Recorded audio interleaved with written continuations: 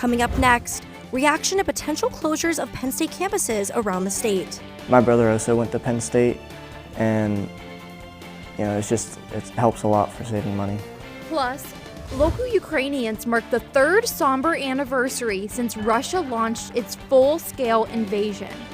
And a warning about State Patty's weekend in State College, the student-created drinking holiday. The Center County Report starts now.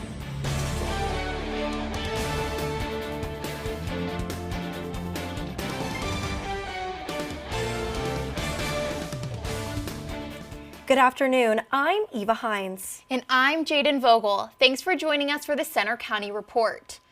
Our top story, the fallout from Penn State's decision to explore closing some of its campuses across Pennsylvania. Reactions range from disappointment and anger to fear. Reporter Francie Ebert is on the University Park campus with the story. Francie?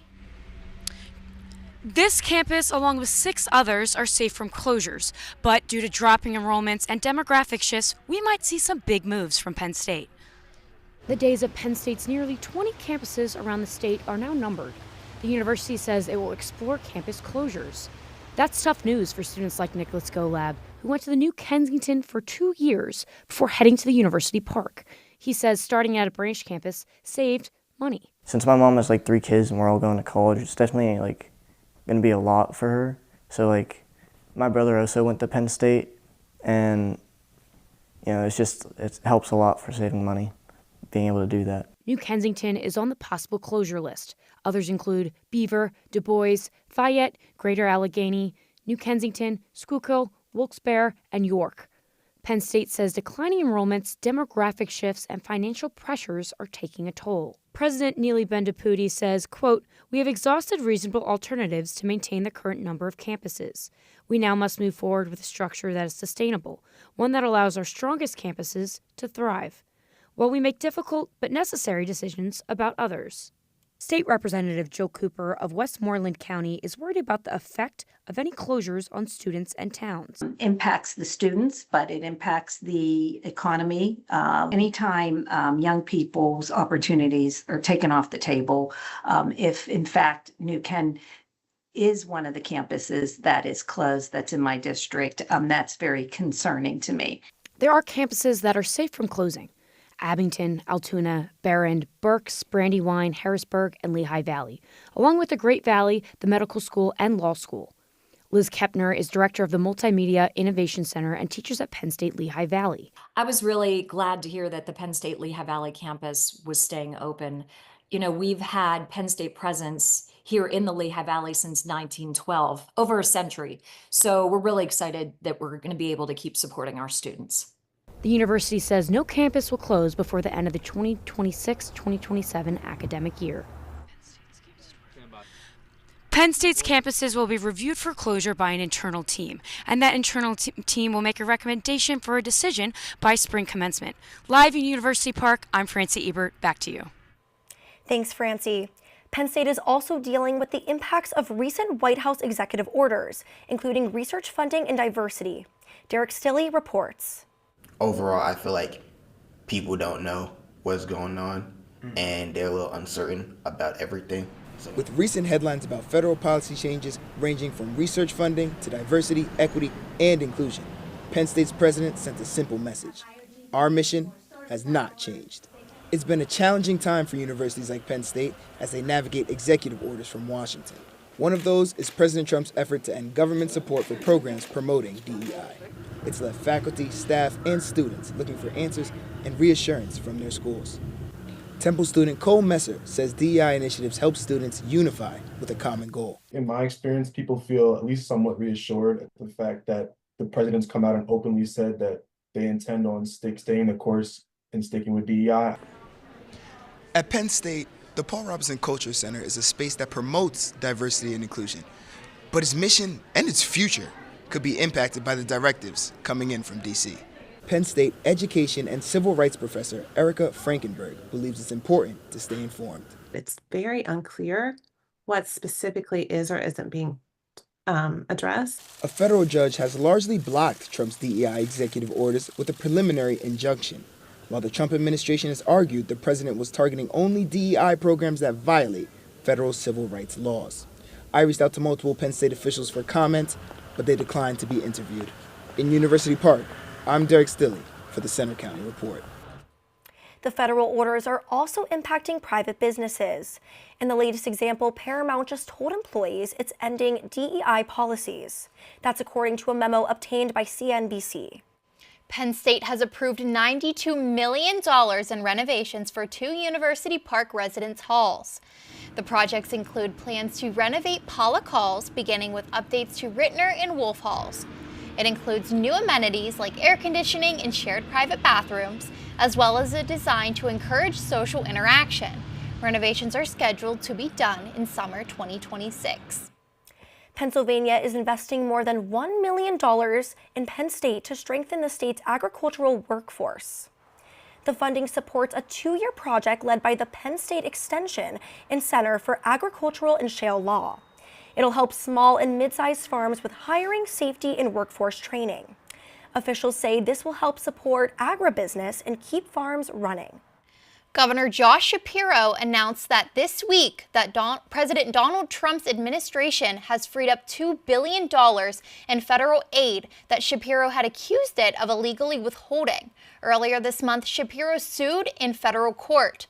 The lawsuit said the money was being withheld from programs that will help improve municipal water quality and upgrade energy efficiency. A funeral service is being held today for a police officer shot and killed while responding to a hospital shooting in York. Officer Andrew Duarte was killed and 5 other people were injured last weekend. A gunman took staff hostage at UPMC and shot 3 employees and several officers before police shot and killed him. The shooting was the latest in a wave of gun violence that swept through U.S. hospitals and medical centers. In a Rome hospital, Pope Francis continues to show some improvement in his battle with double pneumonia. Crowds have been gathering outside Gemelli Hospital to show their support for the 88-year-old Pope. He has not had any respiratory crises since Saturday, but is still receiving supplemental oxygen. This week marked the 3rd anniversary of Russia's invasion of Ukraine. The effects of the war continue to be felt even here in Pennsylvania.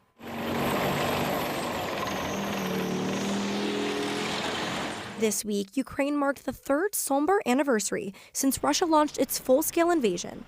5,000 miles away here in Pennsylvania, Ukrainians remember the moment the war started. I remember it very vividly. I was, back then I was a freshman, I was kind of working in an office at North, and yeah, I just saw messages coming in from one of my friends, and at first I didn't believe it. Igor Lasonich is president of Ukrainian Society at Penn State.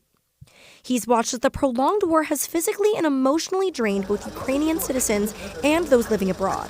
The frustration and irritation with the global consensus and just generally the inactivity that we've seen across the globe has had a lot of people kind of just become very, very tired of the situation. As of today, Russia has occupied about 20% of Ukraine's territory. The war has prompted Europe's largest refugee crisis since World War II. Igor says anyone who isn't familiar with the war and its politics should do their research and educate themselves. Doing due diligence. Look at why individuals are doing what they are doing. It's almost never as black and white as it is. He says sharing experiences and challenges can create a broader sense of unity and understanding. What I hope is that our struggle here will also resonate with other people and we'll be able to address it all together. On the battlefield, Putin's troops are making steady progress, while Ukraine deals with shortages of troops and weapons, along with uncertainty over President Trump's next moves. The European Council plans an emergency summit of the 27 EU leaders next week, with Ukraine at the top of the agenda. Still to come on the Center County Report, a look at our chilly weekend weather forecast. And the music lineup is announced for a Center County summer tradition. Also coming up, State College Police and Penn State send out a warning ahead of a controversial annual event that starts today. When we first met Todd, he was singing a song, and I was like, wow, look at this kid with the biggest smile. Todd's a joy. Yes. Todd's really is a great joy. And you. Learn about adopting a teen at adoptuskids.org.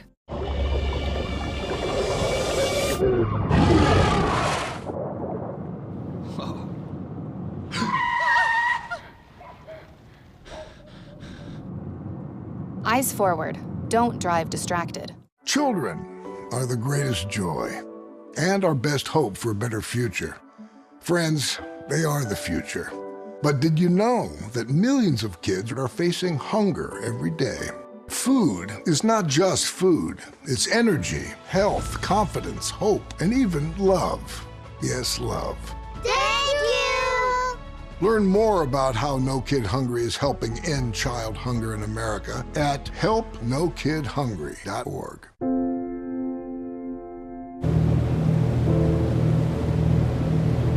Keep going, keep going.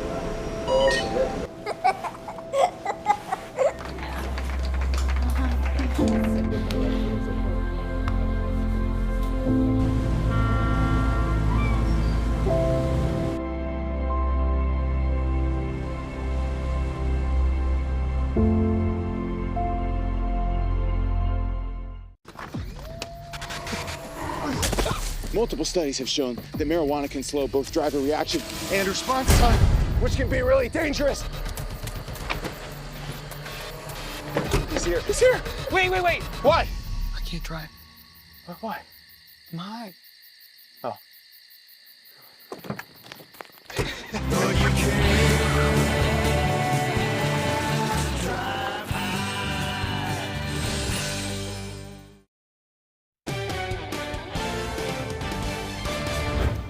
St. Patrick's Day is still a few weeks away, but at Penn State, the student-created State Patties Weekend is here. That means plenty of partying and lots of worrying for police and Penn State. Reporter Lauren Reel explains why. State College is known for its blue and white pride, but this weekend it'll be flooded with green. State Patties Weekend is a student-created party complete with its own merchandise. Its controversial history includes a darker side: arrests, hospitalizations, and other problems fueled by drinking. We'll get our normal crowd that comes out, and then we'll probably get their friends and other people's friends that are just coming into town looking for a place to go. So I think we'll probably have a bigger crowd than, just a normal weekend. With the anticipation of busy bars and house parties downtown, businesses are preparing for the chaos. We overstaff a little bit. I staff more security, more bartenders and stuff like that, just so we have more visibility within the venue. This holiday brings a lot of attention to downtown State College, but also becomes a bit of a stressor for local law officials. They warn students against the dangers of excessive drinking. State College police released a statement urging students to limit guests in their apartments, prevent minors from drinking, keep noise levels at a reasonable level, and ensure your property is free of trash. The department says it's also working with other agencies to expand the police presence downtown. The Bureau hopes the fun comes without too many shenanigans.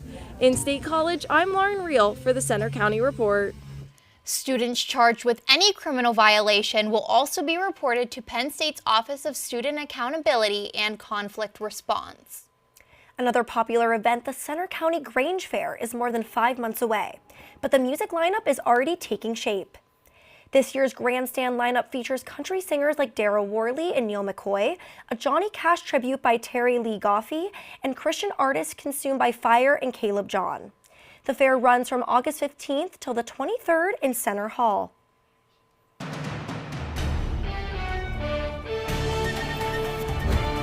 After a relatively mild week, Mother Nature will be here to remind us that it is still winter this weekend with incoming cold temperatures. Looking at live camera right outside of Arboretum right now, we have relatively calm conditions with temperatures right around average for this time of year. We do have those mostly cloudy skies. However, with a stout westerly wind at 13 miles per hour, we do have that wind chill effect, making it feel right around freezing. Temperatures across the state are sitting into the upper 30s to low 40s, a little bit colder as you head north and west, a little bit warmer down to Philly, almost hitting the 50-degree mark this afternoon. Current radar and satellite, we did have a few snow showers and snow flurries this morning that coated some surfaces across the Center County, but with higher pressure moving in this afternoon, we'll see some of those showers dissipate. Our big weather story will be this low pressure system now situated in the upper Great Lakes region with a strong cold front that is moving through the plains. This is bringing a lot of colder air from the Arctic regions and Canada, which will have big implications to our weekend forecast. Taking it out for the rest of the afternoon, temperatures will warm up above average. Our average high for this time of year is around 40 degrees. But as we head into the evening, we won't really see that much of a drop off as temperatures remain relatively mild. With temperatures only tonight dropping down to a low of 41. We'll see those increasing clouds and those winds out of the south at 10 to 15 miles per hour. Tracking it out tomorrow, our cold front will begin to move into the Commonwealth as we head into the early to mid-afternoon hours. We'll be coming through the State College area right around 11 a.m. Won't be a lot of precipitation with this front. We could see a few snow showers or snow squalls, but otherwise it's going to be that cold air coming out from the northwest. In fact, the temperatures will be dropping. Starting off in the morning, temperatures in the low 40s to upper 30s, but look at that, already seeing temperatures dropping in Erie and Northwest PA. By the noon hour, we'll be down to the freezing mark, and those temperatures will continue to drop as we head into the evening. So if you're heading out and about tomorrow afternoon and evening, temperatures already in the teens by 8 o'clock. So tomorrow's high, 44, will be around 7 a.m. with, again, those temperatures will be dropping by the evening hours. Taking a look at our 7-day outlook, again, this cold front will usher in some very cold air on Sunday with temperatures barely making it into the upper 20s, but we will see that warming trend as we head into the middle of next week with highs possibly by 60 degrees on Thursday. So it seems like spring is full swing here in Pennsylvania with varying temperatures. I was really enjoying that warmer weather this past week, but it's just going to get colder. Yeah, I'm really glad that we are getting 60 degrees on Thursday, though. That's amazing. Thanks, Dennis. Coming up next, we have Ethan with the latest on sports. Coming up next in sports, Penn State Athletic Director Pat Kraft gives a winter update on football, wrestling, and more. And the red-hot Penn State hockey team is set to host the Minnesota Golden Gophers this weekend in a critical Big Ten matchup on the ice. Stay with us. Hey there, I'm Lance Bass, and this is Chip. And if you're like me, your pets mean the world to you. And if disaster strikes, saving them is a priority. Learn how to keep your best friends safe at AmericanHumane.org.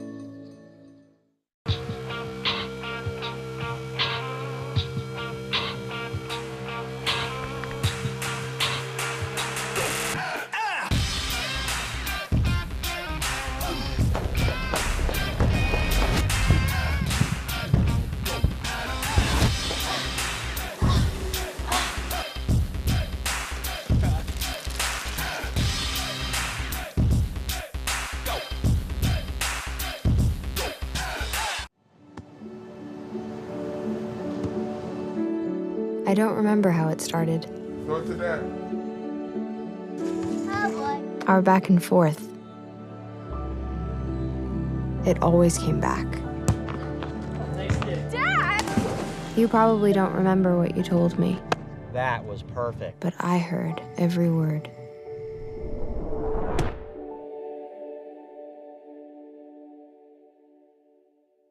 With Julia's autism, loud sounds can be too much. But she still loves to make music. Yeah. Play band. Early screening for autism can make a lifetime of difference. Find out more at screenforautism.org.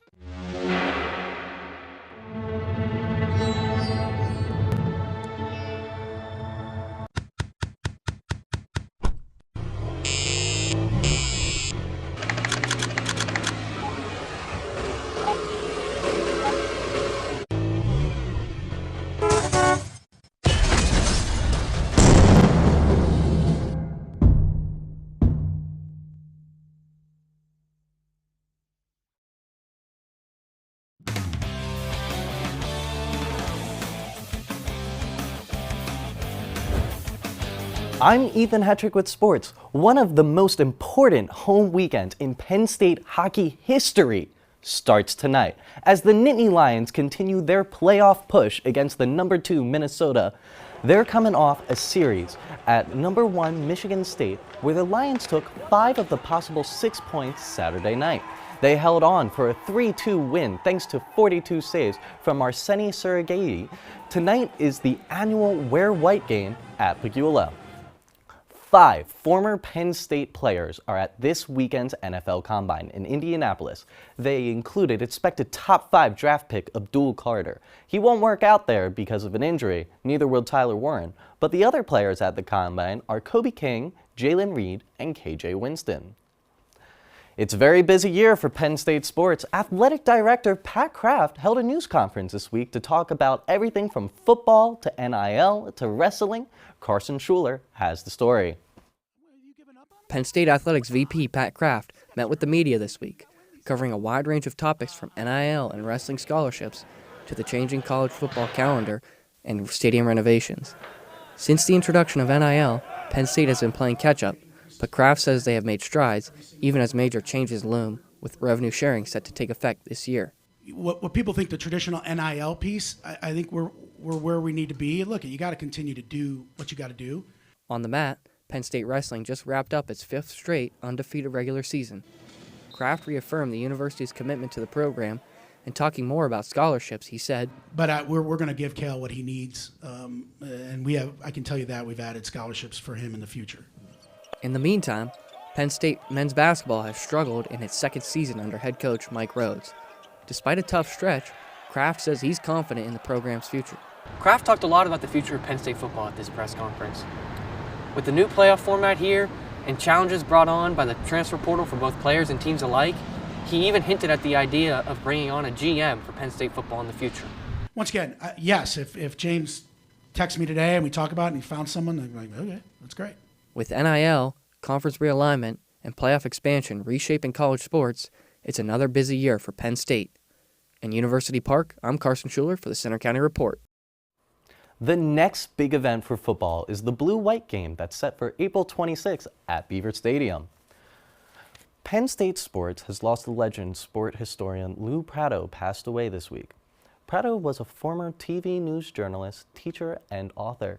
He's best known at Penn State as the founding director of the All Sports Museum, and as sports historian, Lou Prado was 87 years old. He will be missed. Now, to the hardwood, Penn State's men's basketball plays its final home game tomorrow against number 16 Maryland. The Lady Lions go back on the road to wrap up their season against Rutgers on Sunday. They dropped a close one last night to the Boilermakers, 92-85 at the BJC. Senior Gabby Elliott led the effort on senior night, with 32 knocking down 6 threes. Purdue's sophomore, Sophie Swanson, was the difference maker coming off the bench, finishing with 29.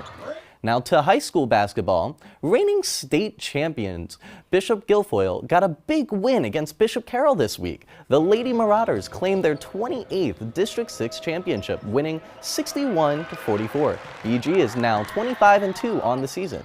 They won 19 out of their last 20 and now look forward to competing in the PIAA tournament on March 8th.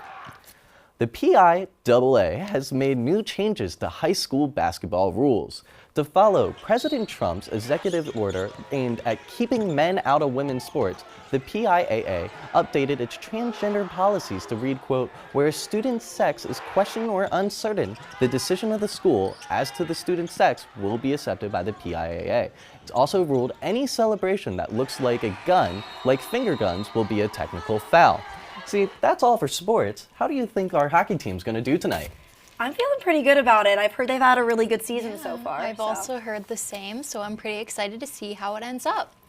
Thanks, Ethan. Coming up next, the state college community comes together to support a true piece of American history. Hear that? That's the sound of your life. Perfectly imperfect. But every time you drive after drinking, the music gets drowned out. Your life sounds pretty great. Don't let a buzz ruin it. Buzzed driving is drunk driving. Don't drive buzzed. There's been another deadly shooting at a local elementary school. According to authorities, the suspect acquired the gun from a family member's home before using it to take the lives of innocent children and teachers. Store your gun securely, locked, unloaded, and away from ammo. When it comes to disasters and emergencies, it's not a matter of if, but when. I'm relying on luck, but who knows if it'll be on my side. Let's prepare so we all have a better story to tell. Take control at ready.gov/olderadults. When I was 10, my mom got deported. We had a difficult time, and I feel that's why I didn't get to finish school. My husband is really supportive in a way that he pushed me to go back to school. She wants to have a career so her kids can look up to her. They both keep me motivated to go to school, and they see that if I do it, like, they can do it too, you know? I feel that everything's possible. Find free adult education classes near you at finishyourdiploma.org. For decades, I've taught you everything I know. How to safely build a fire, and how to control the flames. But I can only teach wildfire prevention. Only you can prevent wildfires.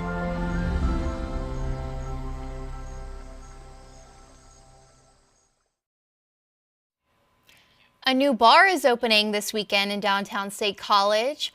The Hideaway Electric Speakeasy is set to have its grand opening tomorrow. It's on East Calder Way and features a colorful blend of neon artwork. Just be ready, there's a $20 cover charge after 9 o'clock.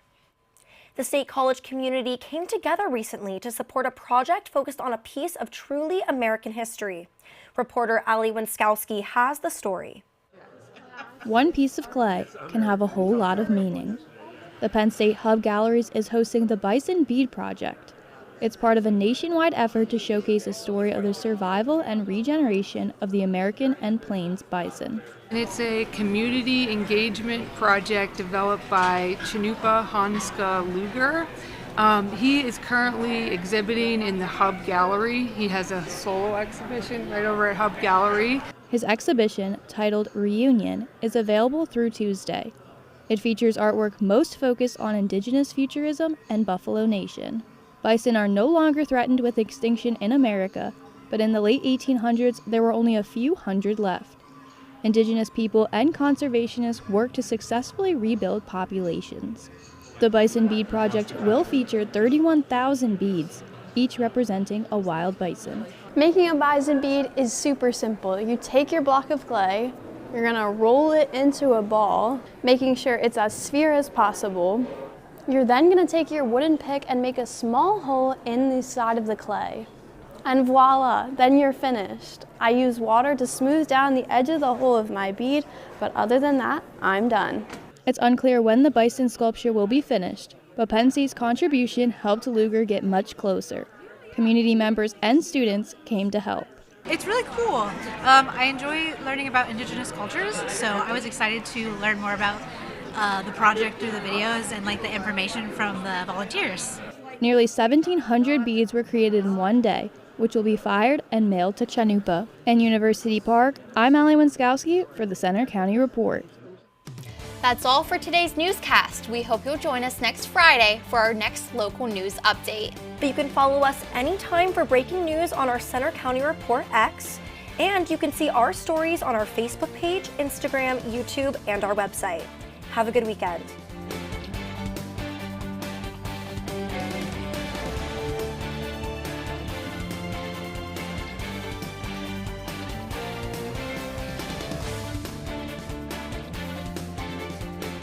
No young person should ever have to worry about having a safe place to sleep at night, or whether anyone cares about them. But the reality is, 1 in 10 young adults will experience a form of homelessness this year. For over 50 years, Covenant House has been helping youth in crisis and giving them the support and tools they need to succeed in life. To learn more, go to covenanthouse.org today. Thank you for caring. In Iraq, our truck hit a roadside bomb. I had about 16 surgeries on my hand so that I could regain function. And when I came home, I needed a new roof due to a storm. And I was about to lose homeowners insurance as well. I applied for Operation Homefront Critical Financial Assistance Program. And it's good to know that when we come home, there are people who are there that care about us. Operation Homefront, they've really been a blessing. I'm Sandra, this is Jorge, and we were adopted in 2019. I remember when they first came to us, Michael was already a teenager. The whole cliche of they're so lucky to have you guys, and it's the other way around. They have changed our family for the better. They chose to love us. They didn't have to. They chose us. Family. Learn about adopting a teen from foster care. You can't imagine the reward. Visit adoptuskids.org. The new Walk MS experience was so uplifting. All of us are coming together, not only for that walk day, but for every day. I love the energy at Walk MS. It is community, it is family. I can ride that high for the rest of the year. A cure is on the line for me. A cure is on the line for all of us.